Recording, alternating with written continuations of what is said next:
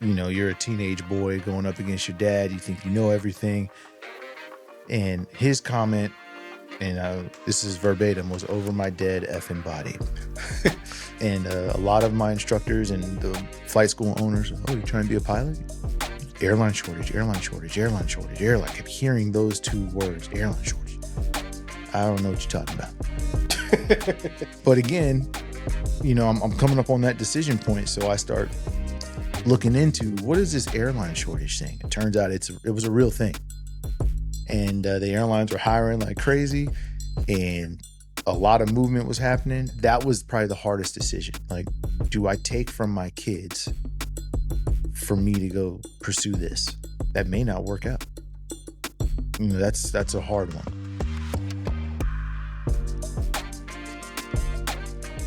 What's going on, TC? It's me and TC out here. Just want to talk to you about who you are, where you are, and how you got here. Sure. I was a military brat. Mom and dad, Air Force enlisted, retired, and my whole plan was to be a football player. That was plan A. You could not have told me anything different from middle school up till about my junior year of high school. That was the time frame. I didn't grow the way I was supposed to. I wasn't good enough, so I needed a plan B. Luckily, I had really good grades, and I was able to get into college over at UTSA. My dad, Tony Bivens, said, hey, there's this thing called Air Force ROTC. You should look into it. And I told him I was going to enlist just to get out of his house. You're a teenage boy going up against your dad. You think you know everything. And his comment, and this is verbatim, was over my dead effing body. So that's how your career in the Air Force started, was you joined ROTC because your dad said, ain't no way you about to enlist, you about to go and go commission, go ROTC. Correct. That was my only option for entering the Air Force. Man. So right now you're still in the Air Force, you're a reservist in the Air Force. Yes. And you're an airline pilot. I'm an airline pilot, first officer, yes. All right. That's what's up. So, and you got a family. I have a wife, been married 15 years, 2 kids. I'm doing the dad life as well. All right. Balancing it all. Okay. So ROTC, your dad tells you this is the only way you're going to get in the Air Force. So this is what you do. So I was in ROTC with you. Yes, so I remember those things. Of ROTC, you became an acquisitions officer. How and why did you become an acquisitions officer? So the way I joined was the way I got my career field, Tony Bivens. I joined the Air Force with no clue what I wanted to do. My dad always told me, you got to do 4 years somewhere, and it ain't going to be here. So I was fortunate enough to get a scholarship in ROTC. Whether I was able to maintain that or not is for another day. But I got my foot in the door with a scholarship. And when it came time to pick a job, his whole purpose was pick a job where when you get out, you could transfer the skills. So for him, it was contracting or acquisitions. And because I didn't know any better, it sounded good to me. Right. So when I got my dream sheet, I filled it all out. Contracting was number 1. Acquisitions was number 2. I got my number 2 choice. I mean, you think about it. It's a lot of young kids graduate from high school, have no idea what they want to do. Ain't there nothing in their life? Somebody got to point them in the right direction. Yeah. And so, not that it was a bad choice or a bad career. You had a good career, but being on this side of the fence as a father now, right? Like I totally get what he was trying to do. I don't blame him. And then looking at me being an idiot, 19 to 22-year-old, and I had no clue what I was going to do, like you said. So, hey, since you don't know what you're going to do, let me give you some guidance. Let me point you in the right direction. And it wasn't the wrong idea coming from him. Right. Okay. So acquisitions, just overview of what your career was like as an acquisitions officer in the Air Force. As more for, some people like it, some people love it, some people hate it, some people it's a job. You did it for quite some time. Yep. So just big picture, like what you got from it. So one of the things I heard about acquisitions shortly after joining the active duty forces no one in ROTC could help me shed light on what acquisitions was, because most people never heard of it. It's a really small career field, and it's like, I don't really know anyone that does that, but you guys work with civilians, like that's kind of your deal. So I get to Air and Space Basic Course, Lieutenant Prep School, or whatever you want to call it, and we had an acquisitions officer instructor there, and I tried to ask her about it, and she said, "Well, I'm getting out of that career field because I wanted to join the military." She left it at that.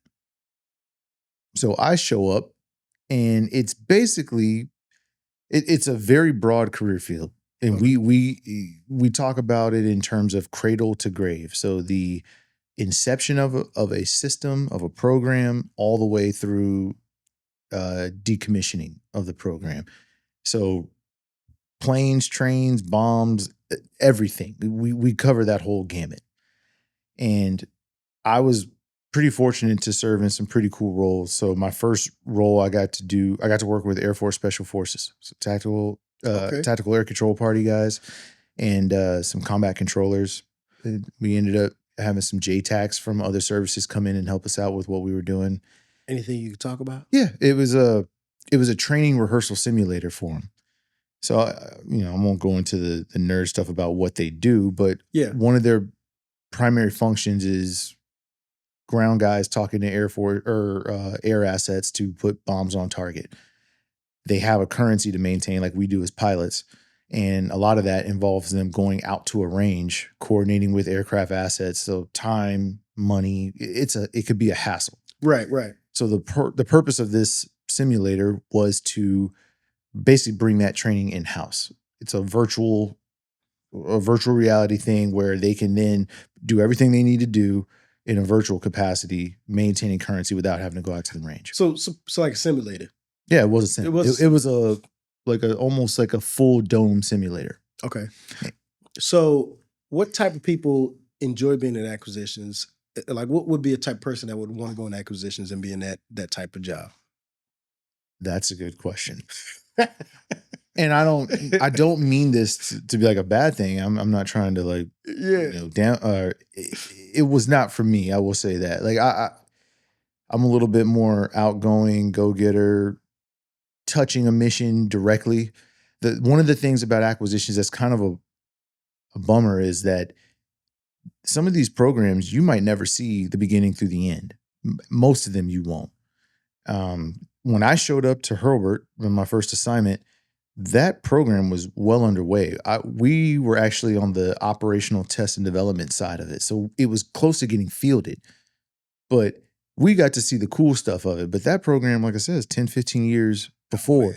And it's a lot of paperwork. It's a lot of meetings. It's a lot of PowerPoint briefings. It's a lot of interfacing with Congress. So, that's fun. It's a different side of it that I got to be on the tail end of a lot of other people's hard work. Got you. So you've also probably been on the beginning side of it too, where you don't see none of that. Going into my next assignment at Egglink. Right. So as exciting as that sounds for you, at what point did you decide you wanted to do something different? Sure. As you know, everybody in the military, when you come up on that halfway point, the 10-year mark is like, do I stay? Do I go? Yeah. I will tell you, I kind of knew when I showed up to my first assignment that this is not what I thought it was going to be. Yeah. Pretty quickly, I knew that. The advice of my parents, both of them retired military, said, hey, you don't even know the job yet. Sit down, shut up, learn the job. Fair. I can't argue that. Right. On the flip side, I was also not preparing to get out. So my 4-year point comes up, my initial commitment to the military comes up and blow right past it. I didn't even realize, like, oh, wow, I'm still here. I didn't even plan anything. So after I missed that first window, that's when I really started thinking about what is it I want to do? Yeah. And honestly, I was stuck. I had no clue. Back to when I was that teenager, hey, my plan A didn't work out. Plan B is okay. And honestly, it was going well. My family's taken care of. I got a steady job. Yeah, your master's degree. Got my master's. I was comfortable. That good word, I comfortable. was comfortable. So I didn't have a real need to change. And I also wasn't at home sitting thinking about what I should be doing. Yeah. So yeah, it was about the 10-year point. I was coming up on my majors board and I'm meeting with all these colonels. You know, they want to sit down and give you the mentorship, which is code for this is what we need you to do. And the short of that is I didn't like any of my options that were presented to me. So now I got a decision to make, a real one. Yeah. At the same time, I had already started flight training in Los Angeles just as a hobby. Oh, okay. Okay. I wasn't looking at this as, oh, I want to go be an airline pilot. I just want something to do after work. It's gorgeous out there flying out over the Pacific. I had a great time. And this was 2018, into 2018, going into 2019. Yeah, that California weather's nice. Yeah. And a lot of my instructors and the flight school owners, oh, you trying to be a pilot? Airline shortage, airline shortage, airline shortage, airline. I kept hearing those two words, airline shortage. I don't know what you're talking about. But again, you know, I'm coming up on that decision point. So I start looking into what is this airline shortage thing? It turns out it was a real thing. And the airlines were hiring like crazy and a lot of movement was happening. I start making phone calls. You were one of them. A couple of my Air Force pilot buddies. Yeah, it's real. Then I start talking to airline pilots on the outside. Yeah, it's real. Like you need to, whatever you got to do, like you need to do it now and go as fast as possible. So I'm like, all right, well, that was about it. Like, spring of 2019 is when I put in my paperwork to separate. So now here's a real question, right? You at this point are a career changer, right? Mm-hmm. When you're at that point of, I've had this great career so far that has done me no wrong, that pays the bills the 1st and the 15th. I can just get out and go do this some more somewhere else and make enough money to feed my family. Mm-hmm.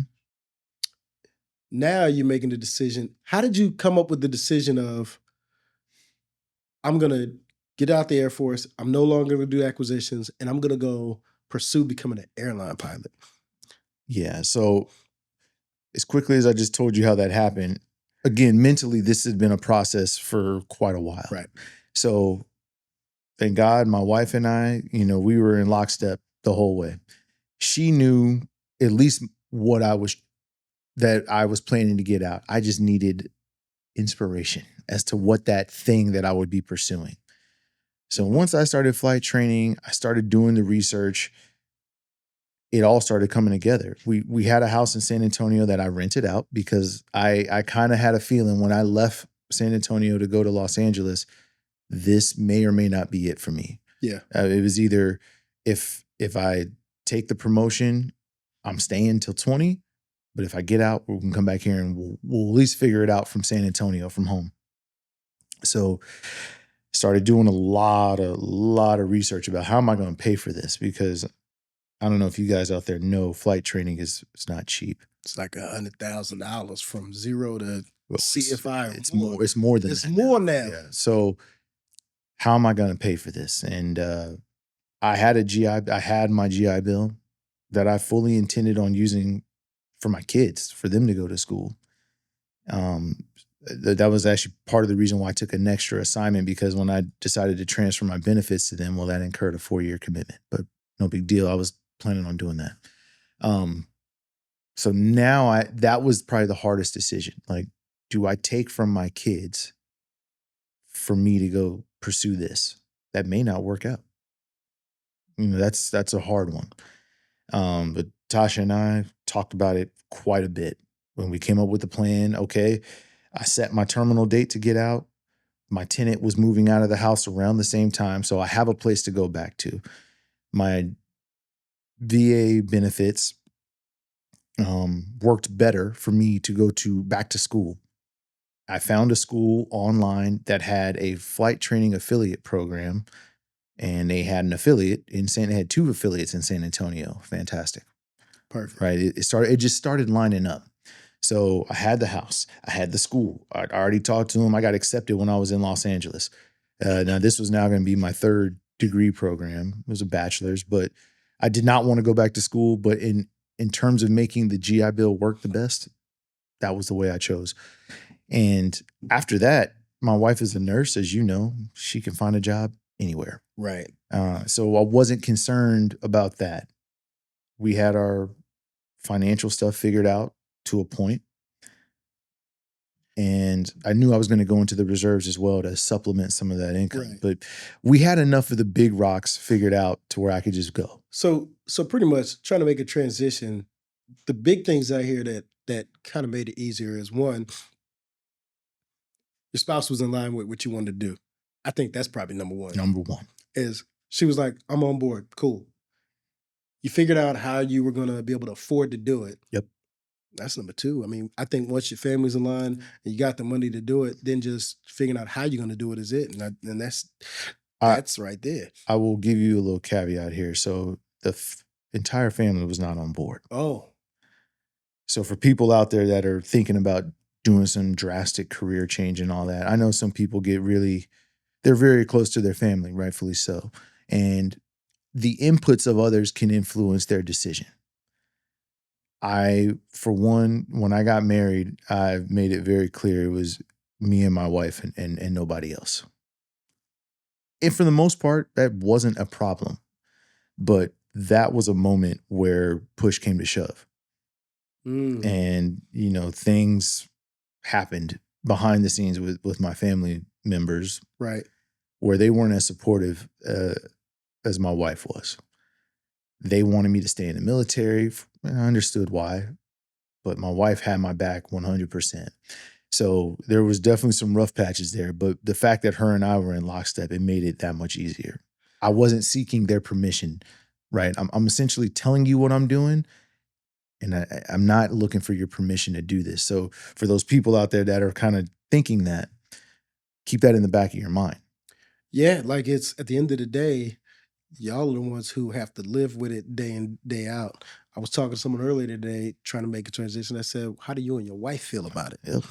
Because at the end of the day, your family and everybody else, they'll give you their inputs based on their fears and their perspectives, but they don't live it day to day like everybody in your household. Yeah. And if my wife told me, hey, I want you to stay in the military, then I would have stayed.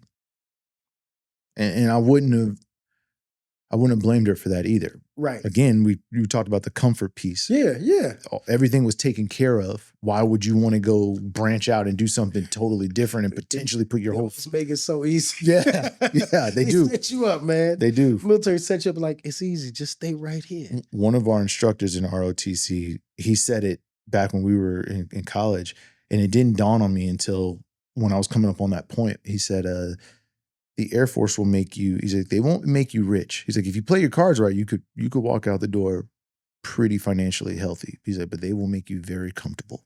Make you so very comfortable. And I didn't really pay attention because I'm a college student, definitely not financially comfortable. Right. I'm just trying to, I don't even know what you're talking I was just trying to keep my head above water. But then you get in that situation and I was like, that's what he was talking about. Yeah.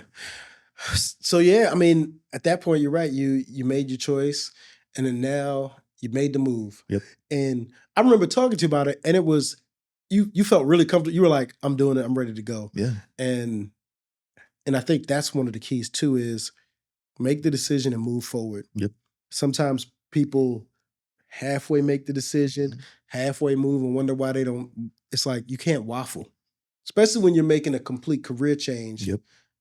Moving your family, putting your money into flying, you got to be ready to do it. Very much so. So tell me, how'd flight training go? Flight training was fun. It has its ups and downs, but I have no regrets. I learned a lot, had some successes, had some failures, which you know about. And, I really, really enjoyed flight training overall. One of the things that I like the most about it, and I'm not a scholar by any means. Like I got 3 degrees. It is not that I am this smart person. I promise you. But one of the coolest things I loved about flight training was the things that we were learning on the ground directly tied to what you're about to do in the plane. So there is no like, when am I ever going to have to remember this trigonometry problem or, history or what? No, no, no. Everything you were learning on the ground, reading these books, will directly translate to what you're about to go out there and do. I'm still trying to figure out how to use Pythagorean's theorem in real life. Good luck. I'm sure there's a use for it somewhere. Yeah. So yeah, you're right, man. Like you learn it. Cool. I'm gonna go do it right now. Mhm. So what are some takeaways for someone getting started in training? What are some big takeaways on things you learn, and it's like on the positive side, and some things that you learn, probably the other, some things that you may maybe some negative things to consider or whatever. I would start with begin with the end in mind. Right? People say this a lot, and I don't think people internalize it enough. If your goal is whatever, make sure you have a plan, but know what's on the other side of that. And I say that because once you get going, that path is not going to be linear. I'm talking to a guy who's lived it. I've lived it. We create a plan that is linear. Okay, I'm going to do this, do this, do this, do this, and life will get in the way. I don't know if you heard of this thing called COVID, but we got back here to San Antonio the end of 2019. 2020, the world went upside down. Luckily, didn't really stop my flight training, but it slowed some things down. But like I say that to say, like, things will happen. Family stuff, personal, whatever. In regards to flight training, show up prepared. Ask questions. A lot of questions. Be the most inquisitive person you can be. You should be bugging your instructor so much. You're like, hey man, leave me alone. I was an instructor. I have peers that were instructors. I've had a couple students that used to call me, but not to the degree that I'm talking about here. You're spending a lot of money. You do not have time to waste showing up unprepared. Yeah. Failures, Checkride, stuff like that, they happen. I would ask everyone that's failed, how prepared were you when you showed up? How much work did you put in when you got there? I'll tell you right now, off a couple of mine, I had 3. 2 of them, I really was just kind of floating. I earned the disapproval. Looking back, I was like, man, I did that wrong. And I learned so much from those, really. Actually, that's the reason I wanted to become an instructor, was because I wanted to be able to get to students before, something bad like that happened to them. Mm-hmm. So yeah, have a plan, begin with the end in mind. Know what you want at the end of all of this. Understand that plan is not going to be linear. And I say that to say, when it starts going left and right on you, like, don't quit. Yeah. If you knew what you wanted at the beginning, it's still there for you on the other side. Right? Just because you're going through this doesn't mean you won't get there. Also, in terms of the financial piece, like I said, show up prepared. The more prepared you can be, the faster and the cheaper you can make your training experience. There it is. There it is. Any times during flight training, any memorable times or memorable stories you remember from flight training that stick out to you? Yeah. So my instrument rating was the rating where the rubber met the road for me, where private pilot was just fun. I was just having fun out there, man, just flying, doing maneuvers. It was just a great time. I got through that check ride, no problem. I didn't study a ton for it, here and there for the written, but I had some issues getting my medical. So I flew a ton with an instructor. So by the time I got my medical and started going solo, it was just a formality at that point. Right. I treated that like my instrument training, and it reared its ugly head, right? I went to a flight school here in San Antonio that does stage checks. Yeah. 1, 2, 3. 3 is supposed to be like essentially like a mock check ride. And the stage 3 is with your chief instructor. Great guy, Air Force vet, F4 guy. Kind of what's the word I would say? No nonsense. We'll say it like that. Yeah. But I don't mind that. Anyway, we go out there and I bomb it. And he sits in the plane like this the whole way. He doesn't say a word. He just sits there with his arms crossed. He's not writing anything. I know I'm not doing well, but his reaction isn't giving me anything one way or the other. Right. Anyway, we land back in the airport, and he goes, "Well, that sucked." I was like, yeah, I'd have to agree.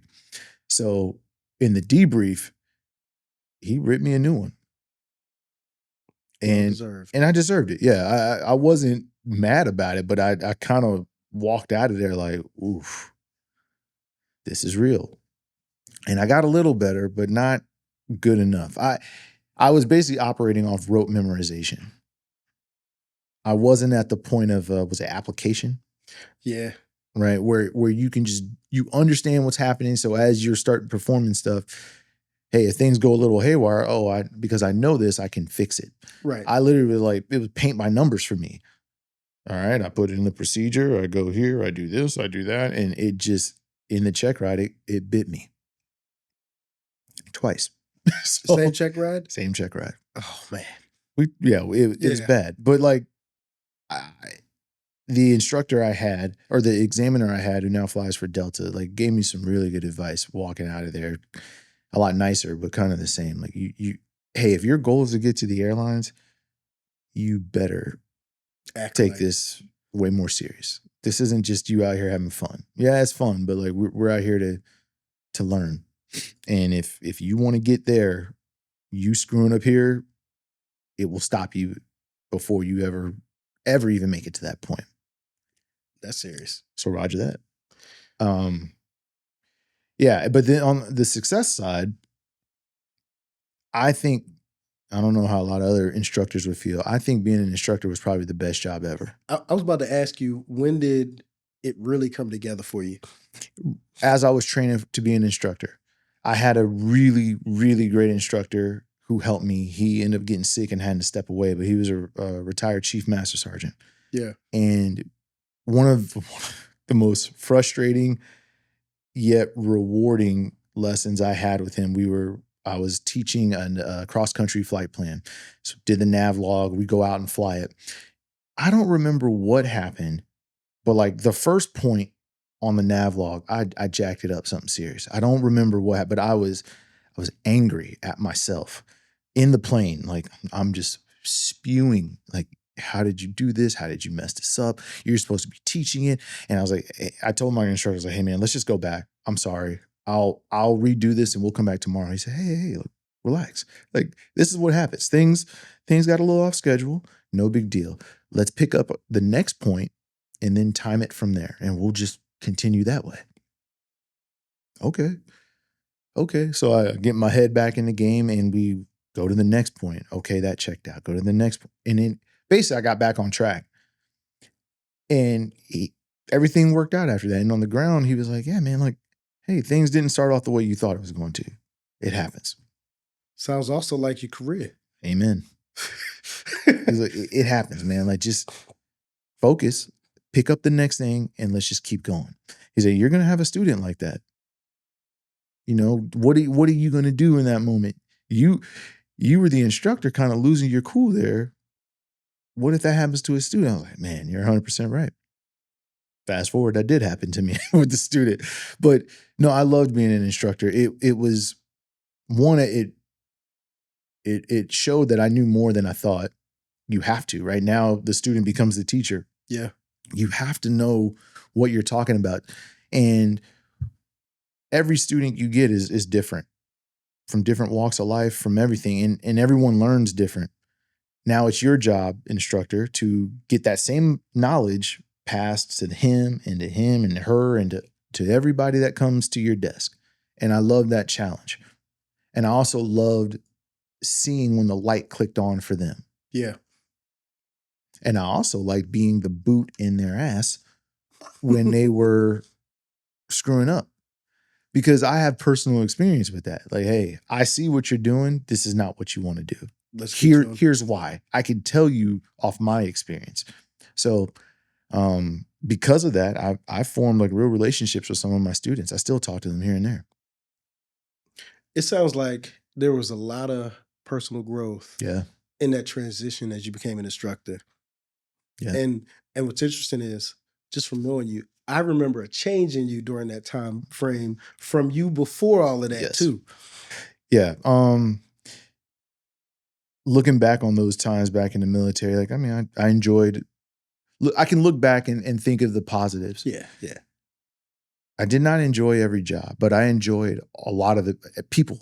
People were the thing with the military. And that's a thing, a lot of the reasons why people like to stay is because you enjoy the people you're working with. But the suck that comes down from above, it affects us all. And I probably was a lot more bitter back then than I am now. Like I could truly say I'm happy. I know I made the right decision, and hearing it from you, my wife, other people that knew me back then to now that also recognize that change is kind of cool to hear, but also kind of tragic for me. Like, damn, was I really that bad? You know, I wouldn't even say that bad. It's the fact that, well, one, you got older, you matured. Yeah. Right. I mean, clearly, but there was a light that came because you were fine. I mean, you were just going to work like most people. Yeah. You're doing the job, they're good at your job. Like you said, you got all these degrees. You're like, went to school, doing what I'm supposed to do. Kids are fed, wife's good. So you were living a good, you were comfortable, had all the, just like comfortable. Yeah. But now, like, you are, like I talked to you, you're excited to go to work. Yeah. Like you enjoy being there. Making a lot less money.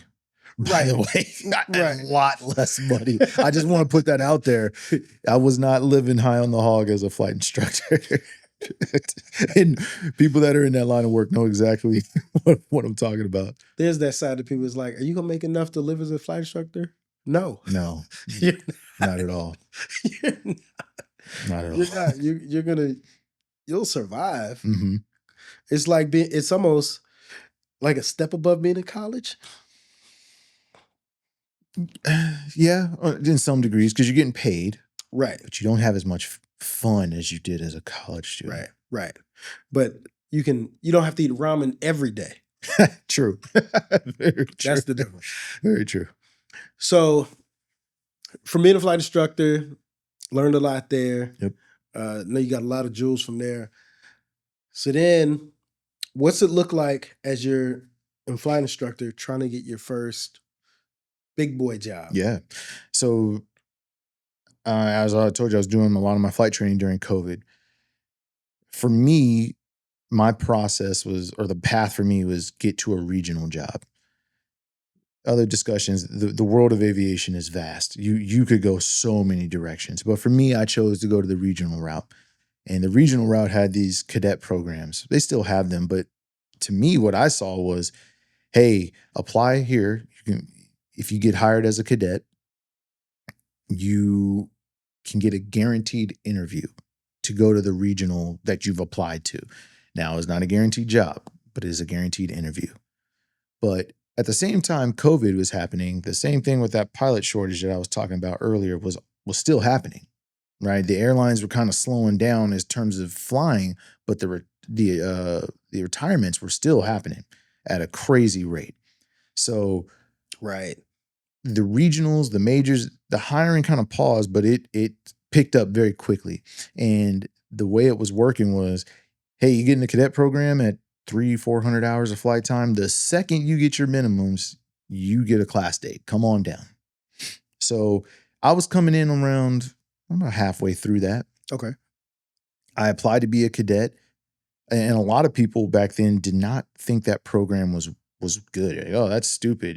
Why would you do that? I'm like, why would I not? It cost me nothing. Right. I sign up. If they say no, cool. I'm right where I started. If they say yes, then I got a leg up over you because you didn't, you didn't want to take advantage. So I got hired, and when I got my minimums, I got hired as to come in for training summer of 23. And I showed up to start NDOC December of 23. Okay. And from what I remember is where you went to the regionals, one of the toughest training programs. Yes. Now, going to a place where it has the toughest training programs, in your mind, what was your transition from figuring out how to take it seriously and now you're like, this is my end goal? Mm-hmm. What was your mentality going into training there and how did it work out for you? I was switched on when I got there. I knew without a shadow of a doubt I was going to make it through. When we showed up to systems training, NDOC was just fire hose treatment of a bunch of things, the rules and regulations, stuff like that. You're like, okay. But we had a test on it, so I had to know it. Systems, when we got there, I keep realizing like I have all these veterans around me. One of our chief instructors was a Air Force 135 pilot, former 135 pilot. So he got up there and he was like, this is going to be hard. It's supposed to be. We know it's hard. That's okay. We're here to teach you. We understand your guys' training backgrounds. We're going to make sure you get through this. But you will be putting in, if you want to be successful, you're going to have to put in the effort. Roger that. Like I knew that right away. So I listened to exactly what they said. Do what we tell you when we tell you.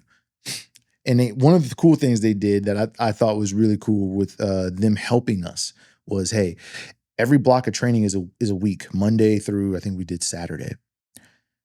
Monday through Wednesday, your head's going to be in a blender. Thursday, Friday, you're going to be like, okay, the blender's starting to slow down a little bit. By Saturday, the smoothie's made. Then when you come back, the next week, you get a couple of days off to study, and then we would do our test or validation that first day back. The training was here, the validations were down here. Now, you being a military guy, myself, you don't believe that because we like to screw with people. So you're like, yeah, I hear what you're saying, but I don't believe you. Yeah, I don't believe you. And it took about 3 blocks of training before I realized, like, oh no, they're actually telling the truth. Every validation was easier than the previous week of training. So I was like, oh wow, they're not lying to me. Like if I do what they say, when they say it, I'm gonna be all right. And I was successful. I ended up passing. The simulator was a little tough for me. Just never having done a full motion sim, and you're dealing with procedures and call outs and all kind of things that I didn't have to worry about in a Cessna. You know, looking at the flight deck of a Cessna versus a 175 is totally different. So it was a technological leap. Just took me a second, but we got it done. Hey, that's transformation right there. Yeah. You know, and that like I said, that connects that lesson you learned early so that when it mattered, no issues. Yeah, no issues at all. And I will say, and people might not believe this, the check ride at that level, one of the easier check rides I've ever had. I would agree. and I think that's also because I think of how you prepare at that point where it just becomes, oh, it's not that bad. Yeah. Because you're also prepared, just like you said, at this level. Then they make the check ride. You know. And that's check ride number what in your career at that point? You know, 7. Right. So you've taken so many that it's like, okay, not only am I extra prepared, but I've taken enough check rides to mentally know how to deal with taking check rides. Yeah. So what's life like being an airline pilot? The best. I love it. I'm mad at myself for finding this job so late. Okay. So what are some of the things you like about it? To my military people out there, you'll appreciate this. I have a very singular job. Fly the plane from point A to point B, B to C, C to D, and go home. That's it. That's the job. There's no, hey, I need you to volunteer. Hey, I need you to do this. Hey, I need, I don't get pulled in multiple directions. When I show up to work, I might get reflowed on a trip, but the job is to fly the plane. Right. And flying is just the coolest job ever. I mean, like I said, I wish I would have found it 20 years ago, but here we are. Okay. So what are some of the things you don't like about the job? How do I be diplomatic about it? Well, like at the end of the day, it's still a job. There we That's go. probably the best way to say it. It's still work. One of the cool things, back to the cool things, it's very decentralized. I don't have a boss. My boss is in Minneapolis. I don't think I've ever met my actual chief pilot. So I show up, I meet with the captain, and we go off and do whatever we're supposed to do. And the company trusts us to do that. It's kind of crazy when you think about it. Like there's no real jet. yeah, there's no real eyes on you as you're performing your workday. That being said, there's a lot of, it's still a job. You get the emails, you get the trainings that we have to do. I'm getting ready to go to one. Passengers, in some respects, I typically don't deal with them. That's the flight attendant's gig. But if it gets to a certain level, then now we got to do things. That's a lot of responsibility, right? When you think about it, not just the responsibility of the lives of the, but the airplane. And they're like, you say you're gonna be where you're supposed to be. The most simplest thing in my mind, your number one job as an airline pilot is be where you're supposed to be when you're supposed to be there. Yes. It is in my opinion, if you boil it down to it, that's what you got to do. Where am I supposed to be and what time am I supposed to be there? Yes. It's so simple. And because of that, I never know what day it is. Yes, right. I literally am like, am I supposed to be at work right now? I just check the schedule. Yep. My watch says no flight today. And how many days do I have to be where I need to be? And how many hours do I need to be there? So although you got this career at this point in your life, what lessons that you've learned from the Air Force do you think help you be one, because now you're at a job and clearly you do well at it. It seems easy relatively, because you do it, and it's not burdensome. The things that you're responsible for, that when someone looks on the outside, that's a lot of responsibility. Yeah. For you, it's like, it's just a job. Yeah. One of the great things about the military in general, and I'm gonna throw a little jab here, is we do a great job of teaching leadership. Very rarely do you get to see that in execution. But I do think the military does a great job of training everybody, officers and enlisted, of leadership, how to do it, how to take care of people, how to take care of the mission, how to balance, how to stand up for yourself and your team when things start going haywire. So we did a great job of training that stuff. And as an officer, you'll remember this in ROTC, the whole motto was figure it out. I'm not going to hold your hand, right? Like, it is your job to go get the information and then you report it back to me. And it was really annoying, but those kind of things really serve you well, just fundamentally. And it, as a process of maturing, I still lean on some of those things. One of the greatest lessons I still think about to this day was when I was in SOS, Squadron Officer School. We had a training block about the second and third order effects of every decision you make.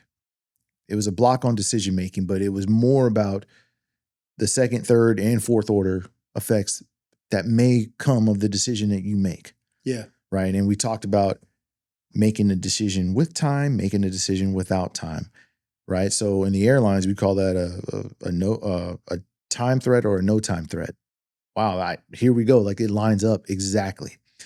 And we went over some exercise, but you get like examples as you're doing your job. So coming onto this side, it's kind of just translating what that was to here. It didn't really change much.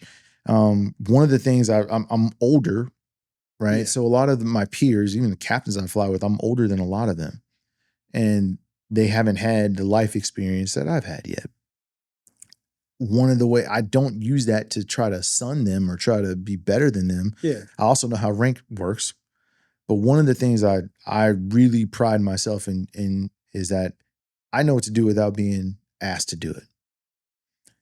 Hey, if things start going left, I can just jump in and do something else. We had an in-flight emergency with a passenger a couple times, but this one in particular, I was pilot flying, the captain's pilot monitoring, and he gets the call. It's on the emergency line. So I immediately know something is not right. And He's over there taking his notes, and he's new. And this is, he's in the captain seat. He's got the ultimate responsibility. And I could hear in his voice, he's nervous about what's about to happen. I say, hey, Cap, I got you. I'm going to fly the plane. I got the radios. You do everything you got to do. We'll come back and talk whenever you're ready. We'll brief it up and we'll go from there. Do you want me to declare an emergency? No, not yet. Roger that. I'm flying. That was all we said. Then he does everything he has to do. We regroup. We declare the emergency. I landed. What was it? What happened? The passenger wouldn't wake up. Oh, snap. He was an older guy. Yeah, that was scary. The flight attendants were trying to, sternal rub, everything. Wasn't waking up. Wow. By the time we got on the ground, he actually was awake. So didn't die or anything, but it was weird. So I pride myself in being able to do that. I'm not the first officer that sits there in his little cubby, just looking out the window, living life. There's things that can be done, and you don't need to be told at every turn, hey, I need you to do this, do that. Like, just do it. Take care of it. It's initiative. It is initiative. If you can lean, you can clean.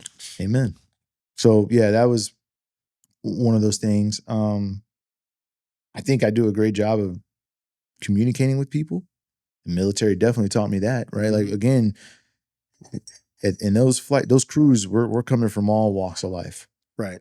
And I enjoy getting to know the people I'm working with. I'm fortunate to be at a small base, so I get to fly with these people quite a bit. And yeah, we work very well together. So on the flip side, when things start to go left, because we have a relationship, there's a level of trust there. So when things get asked or in a hurry, I need something now, they know where I'm coming from. And there isn't this, who are you talking to? Like, no. We're going to get it done. We'll come back and brief it later. Man, that's really good examples. That right there is what? Subordinate leadership, peer leadership, all that. Servant leadership. Servant leadership. There we go. All that good stuff, man. That's good. So, man, that's a lot of good stuff, man. Now, do you have any, excuse me. No, they'll bleep that out, hopefully. So, we do a lot of stuff in the community to show people what it is we do just by being who we are. How important do you think it is, representation in aviation? It's very important. I didn't know anything about flying until I started doing it. If I'm being honest, right? Like, my image of a pilot growing up, and I think it's still a lot of people's image, is an old white guy. Yeah. It's what it is. Like, that's kind of how it was. Now, we don't need to go into the history of why that became the stereotype, but it is important to see people that look like you doing things that you didn't think were possible, right? Because it's not impossible. You just haven't been exposed to it. That's all it is. That's it. And I think that's the key too, is it's not harder for anybody. Mm-hmm. It's just hard for everybody. Yeah. Yeah. That's the key there. It's hard. It's hard for everybody. Yep. But seeing somebody who has a similar background, you kind of think, even if it's somebody that helps you know that, oh, well, if somebody I know can do it, that means that it's at least in the realm possibility. Because that means I could also do it. Mm-hmm. So, doesn't mean it won't be without sacrifice. Yeah, it's going to still be hard. But it is totally possible. Right. You got any advice for people who are thinking about getting into aviation, getting into flying, whether it's changing careers, sure, or or young people, just big picture advice? Begin with the end in mind. Now, for young people, you're allowed to change your mind 100 times. I did it. Or just kind of not know what you want to do. But whatever you're interested in, take the time to research it and think of the path from where you are to what it looks like in the end as best you can. There's no rush here to make that decision, but the more you could put time into the things that you think you might be interested in, the better off you will be ultimately. Once you come up with a plan, go 100 miles an hour. Yeah, it is. Do not quit. Like, again, life will get in the way. Know that right now. Just know that. Things are going to go other than expected. But if you understand what's on the back end and you're passionate, you're gonna keep your head down and keep going. That's it. Well, that's all good. You got anything else for the people? No, thank you for having me. Well, that's all good, man. Good hearing your story all the way through from ROTC acquisitions, student training, instructing, and on to the airlines. Yes, sir. All right. Appreciate you.